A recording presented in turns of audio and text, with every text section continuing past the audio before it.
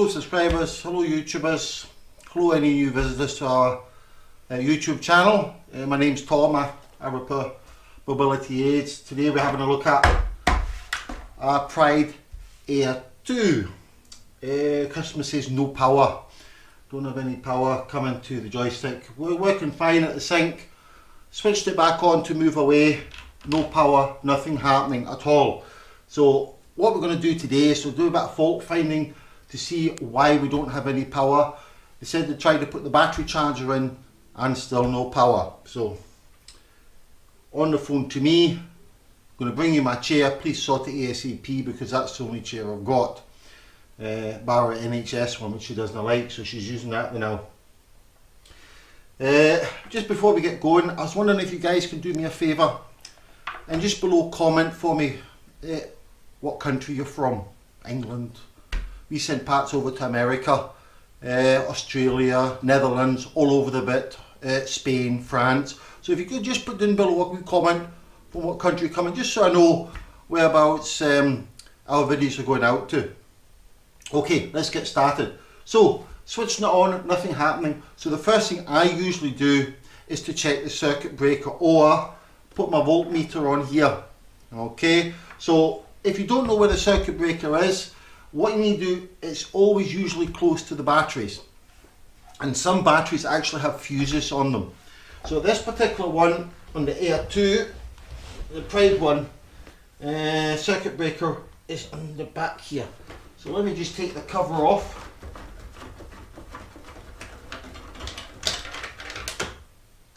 There we go here.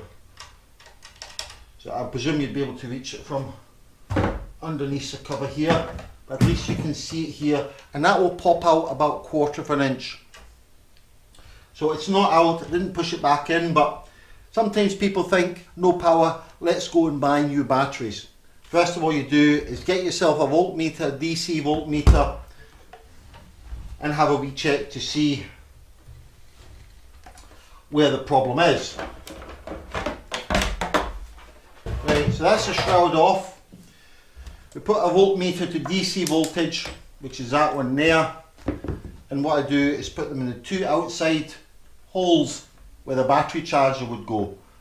So we need at least 24 volts to get this alive and kicking. No getting a single penny here. Okay, so there's an issue there somewhere. The battery power's not getting there. Now what we can also do is check, because this one is a riser, the length of cable that the VR2 comes with is only about 1 meter. But if you have a look here, the length of this is more than 1 meter because it goes round about here, and look here, it joins here. That's your VR2 connection here. Okay, so what we need to do is to make sure that we're actually getting power up to a joystick here.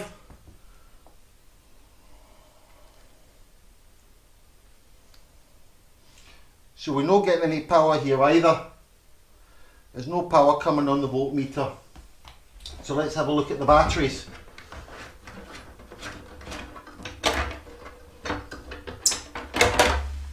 Okay, so some of the Pride ones actually have internal fuses along here. There's a fuse here. So the way the power comes, it comes from the battery all the way up through the loom. Eventually it goes over here to the circuit breaker, and then it goes to the control box, the VR2 control box, and then from the VR2 control box it comes through the wiring loom into the joystick. So first of all I'm going to check this side to make sure that we're getting power out here. 12.86 on this side. 12.86, very good.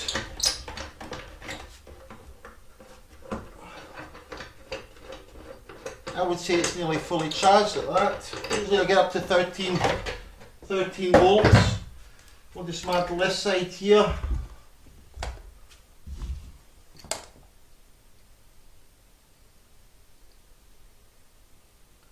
$12.76.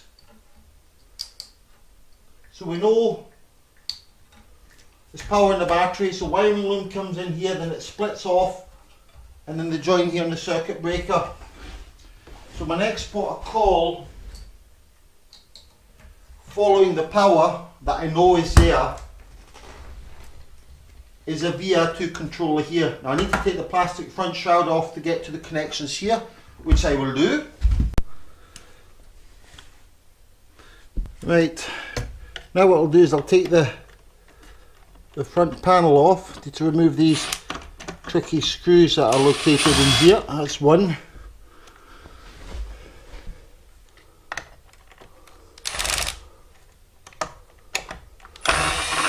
Two.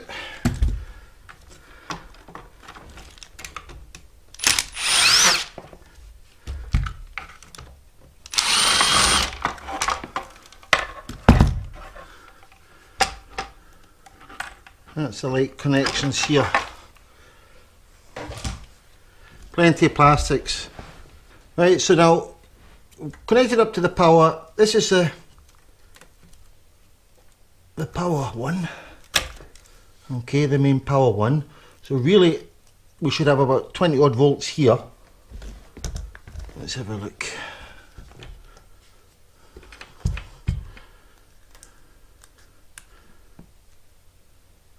So 25.6. So we know that's going into the VR2, but the important thing is it coming out the VR2. So this is the connection for the VR2 coming in here. So let's just check to make sure we've got voltage coming out. There we go. So there's voltage coming out, but there's no voltage when I plug this coming to there. So what I can try and do is take the joystick off and bring the joystick with its original connection down to here. So now that I know that I've got power coming out of here, but it's not getting to the joystick, I can do a continuity check all the way from here to see if there's a problem with any of the wires going around the armrest.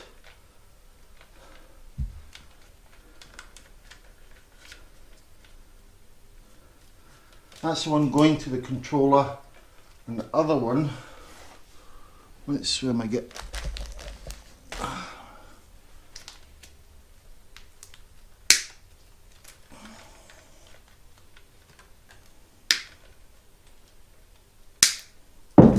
This one's here for the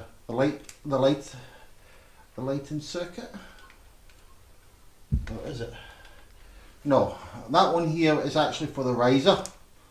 Gets the riser up and down. That's the switch on the other side. This is the lighting circuit at the top here. So this one goes underneath here.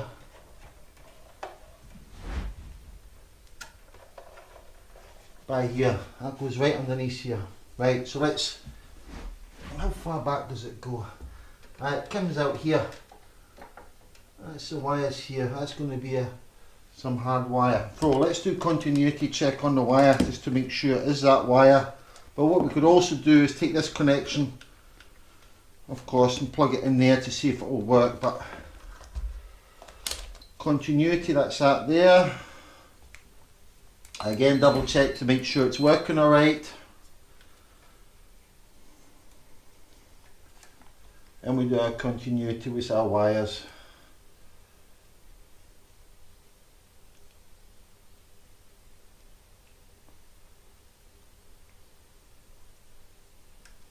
Okay, there's no continuity there straight away.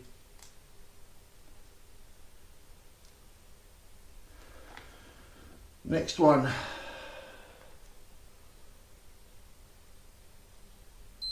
That one's okay. That one's alright. And one more. That one's alright. So it's this one here that's giving us the problems. So we know for a fact there's no continuity in there. There's a break in that particular wire. So I'll need to organise for this customer. We do not have extensions on these in stock, because as far as I'm led to believe, this is the only particular riser chair that's issued with the VR2 system, and it requires such a long extension lead. So the next really thing is to be 100% sure, which of course it will be, is to grab this connection. Let's see if the joystick, and it's long enough now, we'll plug her in here, we'll switch it on, which it is switching on.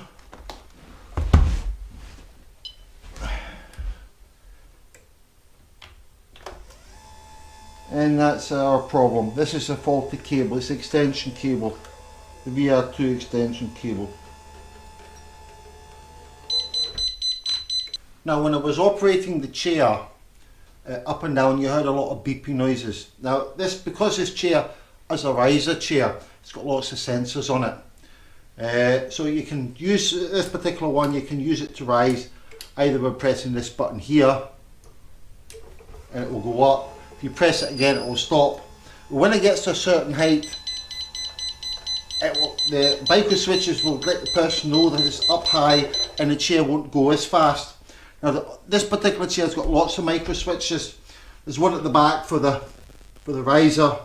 There's a couple on the bottom there. There's one here. And then there's two on each of these arms here. So part of servicing is lubricating these arms that get pushed down from here.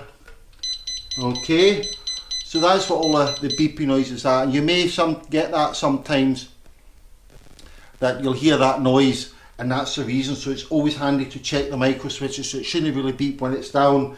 So we just check all the micro switches, etc. Now this chair also has a problem with its lights. Customer uses the lights, the front lights are off. This is the light switch on this particular side, as it's up here. Let me bring this back down again.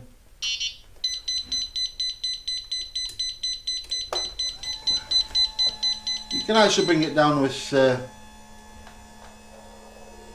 buttons on here. Okay, lights have stopped cascading, etc., so we're all good. So yeah, the light switch is usually here, which is a kind of rocker switch on here, but the lights are not working. So what we need to do, so to find out, so let me just plug these light switches on here, and we'll just plug in, doesn't matter what goes where, we're just here to check and to diagnose what the problem is. Let's put this one on here.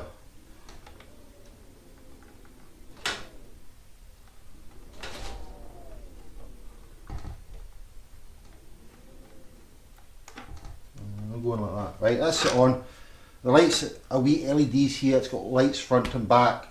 So that's the wires connected to the lights, so when I press it, the lights are not coming on. So first of all, what we need to do is check to see if there's voltage coming to the light.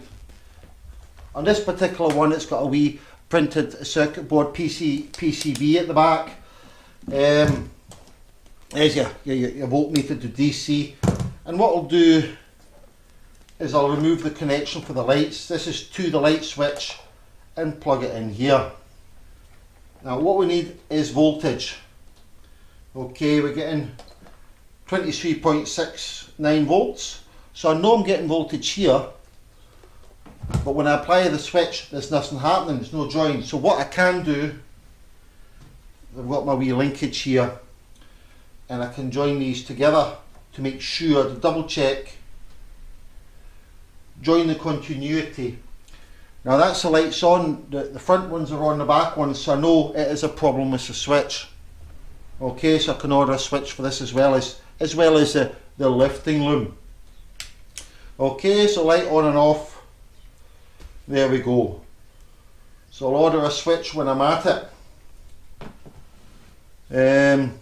And the beeping noise, if you do get excessive beeping noise on this particular type of chair, you check all the micro switches and lubricate it to make sure that when the seat goes down, it pushes right down on the micro switch. That's very important.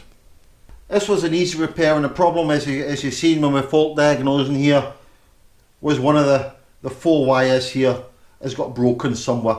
well, of course, it's natural. The riser goes up and down quite a few times. The customer uses it quite well, as you can see here as well.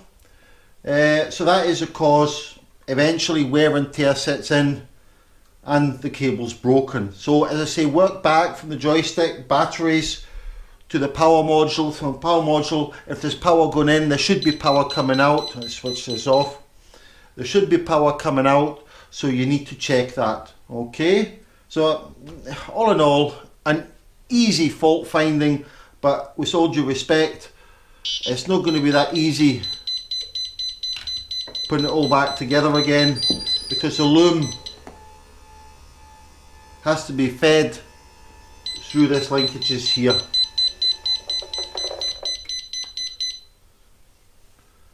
Okay, and we'll get that ordered in for the manufacturers. If you need any bus cables like that, just let us know. So hopefully this kind of fault finding, very easy with all due respect. You know, as long as you've got a multimeter, you'll be alright. So I hope you'd like to subscribe and like and watch the rest of the videos that we have. There's quite a few on there now. And again, thank you very much for watching. Bye bye.